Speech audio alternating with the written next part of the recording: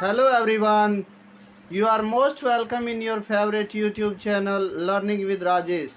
आपके अपने favourite YouTube channel learning with Rajesh में आपका बहुत बहुत स्वागत है। आई होप कि आप सब कुशल मंगल होंगे और आप अपने HSSC एग्ज़ाम सेट एग्ज़ाम की तैयारी बहुत अच्छे से कर रहे होंगे। जैसा कि आपको पता है, हमने हमारी जीके क्लासेस में उत्तर भारत के राजवंश, जिनमें हमने राजपूत वंश के बारे में टॉपिक स्टार्ट किया हुआ है। इसमें हमने कल गुर्जर प्रतिहारों के बारे में जाना, आज हम और चौहानों के बारे में कल हमने जाना, पृथ्वीराज तृतीय के बारे में जाना, मोहम्मद गौरी और उनके बीच हुए युद्ध के बारे में जाना। आज हम गुजरात के चालुक्य, मालवा के परमार और जयजभुक्ति के चंदेल वंश, जो कि मुख्य राजपूत वंशों में से हैं, उनके बारे में जानेंगे। सबसे पहले आज हम गुजरात के चालुक्यों के बारे में जानेंगे। गुजरात के चालुक्य, जिन्हें सोलंकी भी कहा जाता है, आप कंफ्यूज नहीं होना है आपको। गुजरात के चालुक्य भी कहा जाता है उन्हें, और इन्हें सोलंकी भी कहा जाता है, जो कि महत्वपूर्ण राजवंशों में से एक हैं और जो कि अग्निकुंड से, वशिष्ठ के अग्निकुंड से पैदा हुए राजपूतों में से माने जाते हैं, जिसके बारे में कल हमने जाना था। उसके बाद उनका संस्थापक मूलराज प्रथम माना जाता है। तो आप याद रखने के लिए ट्रिक याद रखो कि जो सोलंकी वंश के राजपूत हुए हैं, वो मूल रूप से कहाँ राज करते थे? गुजरात में। कहाँ पर राज करते थे? मूल रूप से गुजरात में। तो मूल राज, तो उनके संस्थापक कौन थे? मूलराज प्रथम। उनकी राजधानी अनहिलवाड़ बताई गई और उनके जाने माने सबसे शक्तिशाली शासक भीम प्रथम हुए हैं।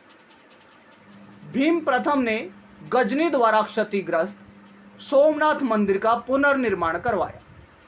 आपसे प्रश्न पूछा जाएगा एग्जाम में कि सोमनाथ मंदिर, जिसको मोहम्मद गजनी ने लूटा था, उसका पुनर्निर्माण किस गुजरात के चालुक्य वंश के यानी सोलंकी वंश के शासक ने करवाया?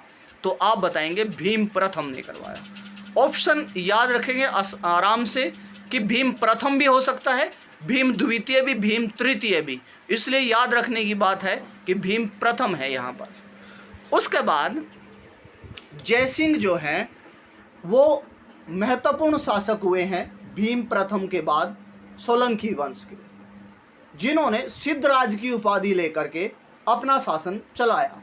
तो इसलिए उन्हें जयसिंह सिद्धराज भी कहा जाता है। जैन आचार्य हेमचंद्र जो हैं, वो जयसिंह के दरबारी विद्वान थे। उसके बाद सोलंकी वंश के महत्वपूर्ण शासक हुए हैं कुमारपाल। उन्होंने अरहत की उपाधि हासिल की। अब हमने अरहम के बारे में या अरहत के बारे में जैन धर्म पढ़ रहे थे जब पढ़ा था, तो आप समझ गए होंगे कि जो कुमारपाल हैं वो जैन धर्म के अनुयायी रहे हैं। ज़्यादातर सोलंकी वंश के शासक जैन धर्म के अनुयायी रहे हैं, जिनमें कुमारपाल प्रमुख हैं। जयसिंह सूरी जो हैं, उन्होंने कुमारपाल के बारे में एक रचना लिखी है जिसका नाम है कुमारपाल रचित। एग्ज़ाम में मैंने पाया था कि पंचायत सेक्रेटरी में ऐसा ही रचनाओं से लेकर के एक क्वेश्चन आया था कि कौन सा मैच है, नहीं है। तो आप याद रखेंगे कि जयसिंह सूरी ने कुमारपाल के बारे में कुमारपाल चरित नामक रचना लिखी है। और उसके बाद मूलराज द्वितीय जो है, वो जाने माने शासक हुए हैं चंदेल सोलंकी वंश के, यहाँ पर सोलंकी वंश के। 1178 में मोहम्मद गौरी को उन्होंने हराया। उसके बाद भीम द्वितीय जो हैं, वो सोलंकी वंश के अंतिम महान शासक हुए हैं, जिन्होंने भी गौरी को हराया। अंत में कुतुबुद्दीन ऐबक ने 1195 ईस्वी में अनहिलवाड़ पर अधिकार करके गुजरात के चालुक्यों का साम्राज्य अपने अधीन ले लिया। इस प्रकार आपने जाना कि महत्वपूर्ण शासक कौन कौन से थे और उनके बारे में क्या घटनाएं जुड़ी हुई हैं।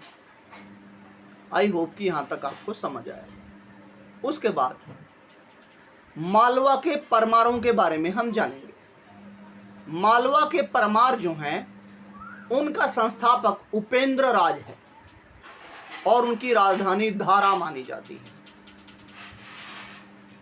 तो मालवा में धार बहती थी, मालवा के परमारों के यहाँ क्या बहती थी? धार। तो धारा उनकी राजधानी, लेकिन उनकी प्रारंभिक राजधानी उज्जैन हुआ करती थी।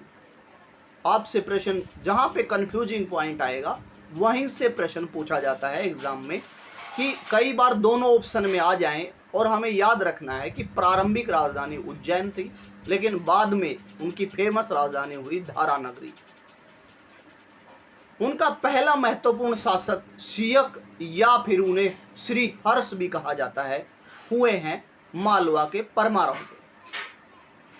उनके साहित्यिक स्रोत जिनके जरिए मालवा के परमारों के बारे में जाना जा सकता है, नव सहसांक चरित्र है जिनकी रचना पद्म गुप्त ने की थी। अब सीधा स्टैटिक जीके में आपसे प्रश्न पूछा जाएगा कि नव सहसांक चरित्र के रचनाकार कौन हैं? और अभी थोड़ी देर पहले आपने पढ़ा था कि जयसिंह सूरी ने कुमारपाल के लेकर के, जो गुजरात के चालुक्य सोलंकी वंश के कुमारपाल के बारे में कौन सी रचना लिखी है? तो आप बताएंगे कुमारपाल चरित्र। उसके बाद वाक्यपति मुंज जो है उनका काल मालवा के परमारों का प्रगति का काल माना जाता है, यानी बहुत महत्वपूर्ण काल माना जाता है। उनके दरबार में धनंजय, हलायुद्ध आदि दरबारी विद्वान रहते थे। और भोज जो हैं, राजा भोज के बारे में आपने सुना होगा, उनके सबसे प्रसिद्ध शासक हुए हैं मालवा के परमारों के। चलते चलते आपसे एक प्रश्न कि मालवा के परमारों की राजधानी का क्या नाम है? तो आप बताएंगे उनकी जानी मानी राजधानी का नाम धारा नगरी है। और उसके बाद उनको जानने के साहित्यिक स्रोत कौन सा है? तो आप बताएंगे नव सहसांक चरित्र है जिसकी रचना पद्म गुप्त ने की। भोज को कविराज भी कहा जाता है।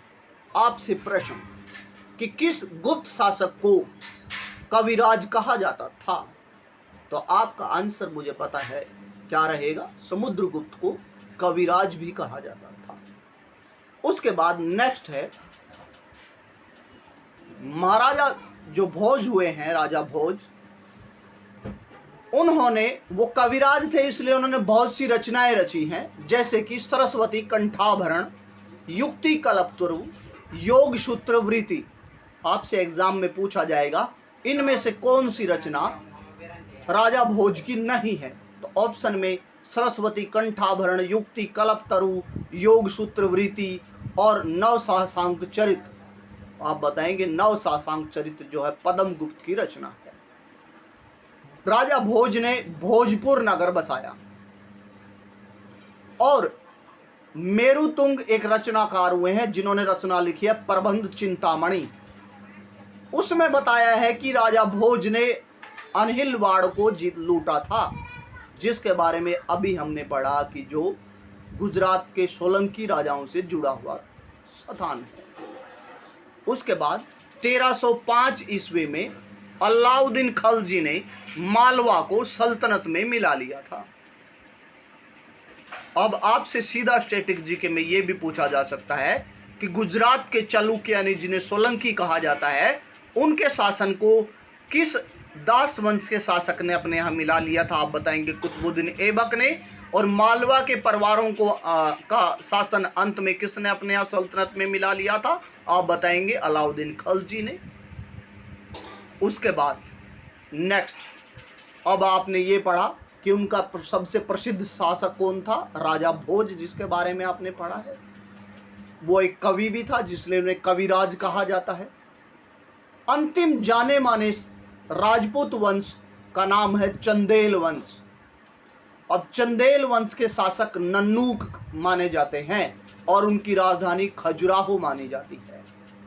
यहां से प्रश्न बार बार एग्जाम में आते हैं कि इनको मैच कीजिए या बताइए कि चंदेल वंश की मुख्य राजधानी का क्या नाम था? आप बताएंगे खजुराहो था।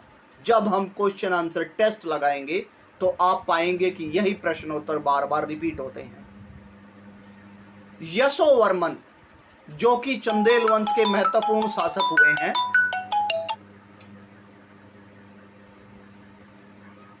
उन्होंने खजुराहो के प्रसिद्ध वैष्णो मंदिर बनवाया था। खजुराहो का प्रसिद्ध वैष्णो मंदिर।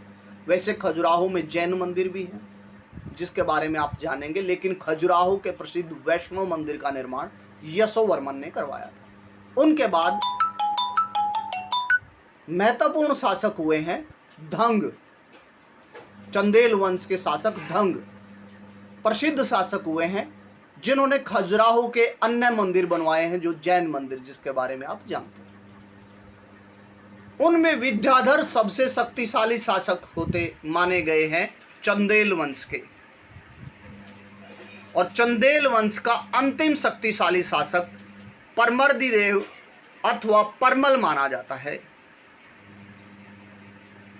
जिनके यहाँ आला उदल नाम के सेनापति होते थे, जिसके बारे में आपने हरियाणा जीके में भी जाना है। 1182 ईस्वी में पृथ्वीराज तृतीय ने हराकर महोबा, उनके अंतर्गत जो शासन आता था, महोबा पर अधिकार कर लिया था।